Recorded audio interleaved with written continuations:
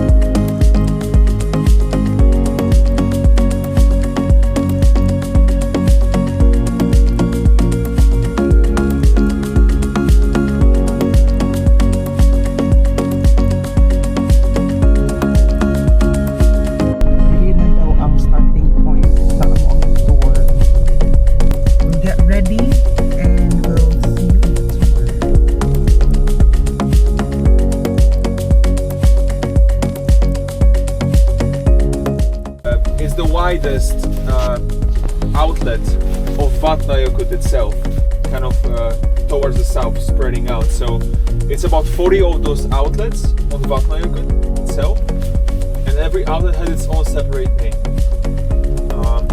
Jökull, it's not only the largest outlet, but it's also the fastest receding glacier or tongue of Vatnajökull ice. And as you maybe can see, there's still a lot of vegetation growing, like moss and grass and all that. And as we're getting closer, it's gonna be less and less of it. It's gonna be more of a moon-looking landscape, just gravel and rocks. And that means that the place which is just ahead of us has been recently exposed, right? So it's just recently melted away. This glacier melts about 100 to 200 meters a year, which is what, 300 to 600 feet a year, more or less. And yeah, that's kind of just to tell you a little bit about this ice. One more fun fact was that this glacier, so Jökulsárlón, the one you just see in the front of us, it used to reach all the way to the ocean side just 120, 130 years ago. So very fast, changing landscape. And it's not that long time ago. It's not only its length, but also its thickness. So the valley we're driving through used to be entirely filled up with ice, completely. So very often on those slopes, like you see on the right hand side, there is in the summer, spring, a lot of rockfall, because there is not much, or there is nothing to press against the mountain anymore, which causes basically a rock erosion.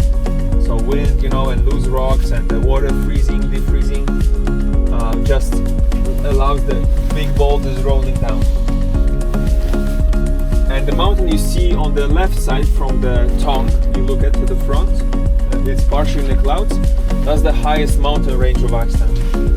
And usually anything that comes down the mountain, the big mountain, it's super steep. It's gonna be like very steep ice falls with big seracs forming kind of there. And there's plenty of peaks to climb there.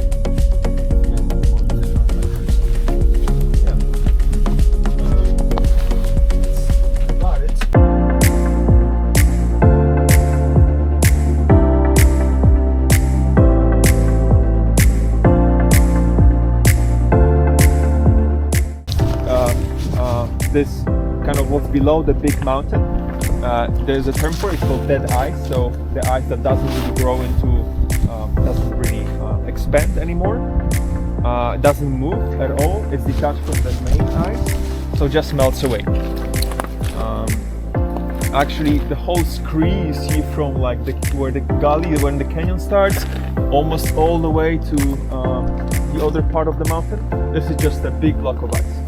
So it's just been buried there for so many years. It's covered with a big layer of gravel and rocks. It just insulates from right above. Possible, even small rocks rolling. We don't want to just get it, bam. So we just get in and then.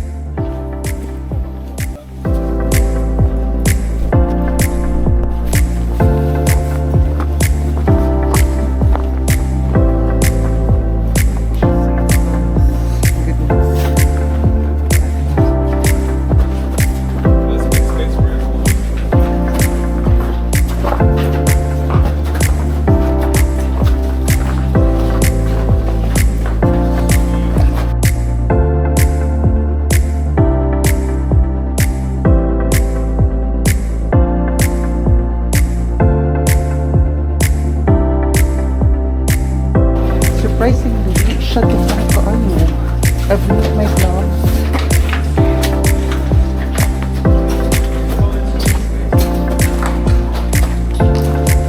Wow. Some rocks still frozen in, the ice, and some of them just kind of like being free already. I don't know, because this always brings me some kind of interesting conclusions. I was like, yeah, when I look at it for the first time, I was like, yeah, this makes me understand geology a little more. Something that has been trapped there for so many years. In the case of Vatnajökull, it's gonna be at least a few hundred years.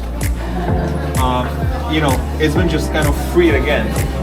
And the ground that's basically buried with ice and now being exposed, it's something that possibly no human stepped on it before, or look at it before, or touched this rock before, because it's just like, you know what I mean?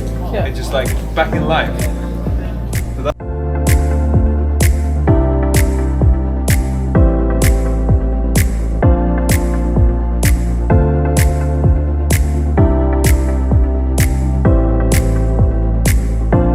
you can touch it.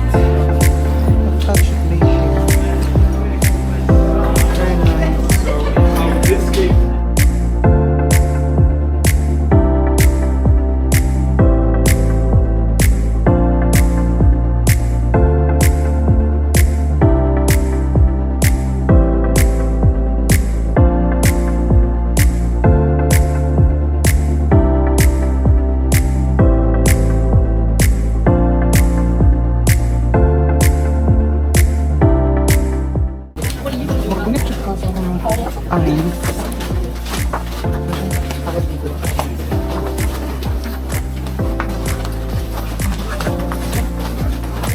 It's changing all the time. So Kanisha might not be the one in the next year or something. And yung kanang mga walls, pag mo siyang hindi ka sa mga ice. So, that's interesting. Dito mga matunga. Huwag mo siya nabalik ang kasam. Huwag mo siya na so, hindi na ang tawag na nabalik sa ice in the millions of years ago. Dito not sa ice, ito lang naman. And apparently it happened in Austria.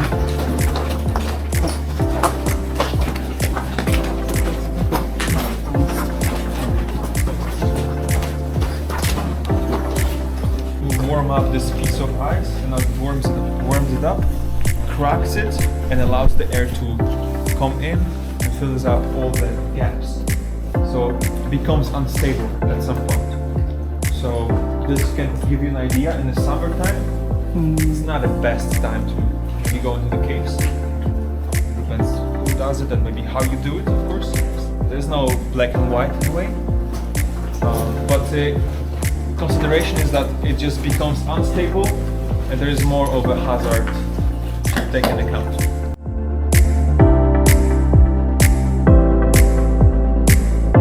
Ice ceiling na ng ato.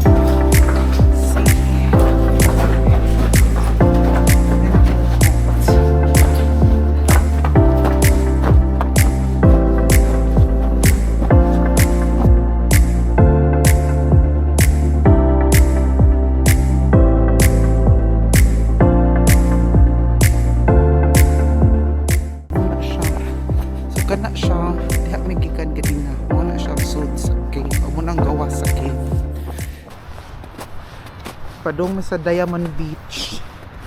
It's the Diamond Beach with a lot of kanang ice that has been swept into the shore.